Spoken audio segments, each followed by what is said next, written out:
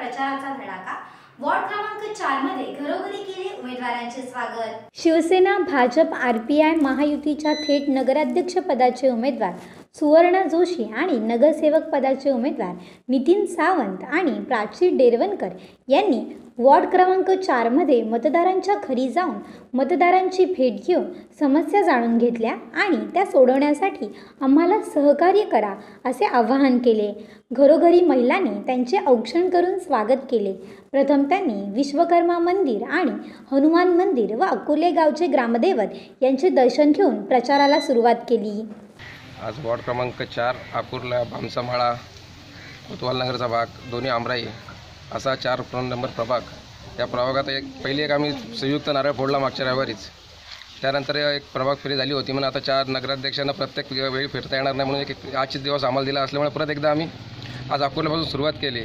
त्या गावामध्ये फिरत असताना त्या गावामध्ये समस्येचा डोंगर आहे। 25 वर्ष या इथं सत्ता त्यांच्या असताना नगराध्यक्ष दोन्ही इथले असताना आज या गावाची परिस्थिती बघितली तर इथं रस्त्यांचा फार मोठा प्रॉब्लेम आहे। इथे लाईटचा प्रॉब्लेम आहे। इथे पाण्याची टाकी आपल्या जवळच आहे, ती पाण्याची टाकी अख्खी रात्रभर कधी बगळत असते, हा प्रॉब्लेम आहे। इथले देवळाच्या जीर्णोद्धाराचा सर्वात मोठा विषय आहे गाव मंदिराचा।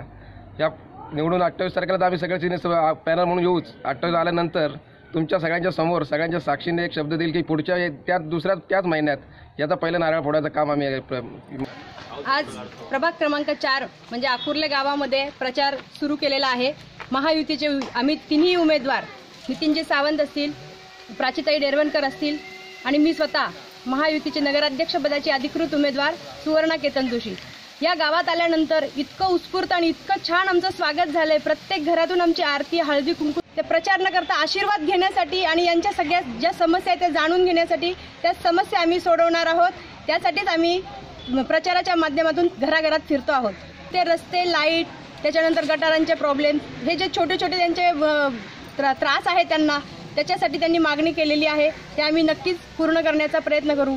त्याचप्रमाणे सावंत साहेबांनी सांगितल्याप्रमाणे इथे एक मंदिर आहे जुनं गावदेवीचं, तो जीर्णोद्धाराचा एक विशेष एक मागणी आहे, ती पण पूर्ण करण्याचा आम्ही नक्कीच प्रयत्न करणार आहोत।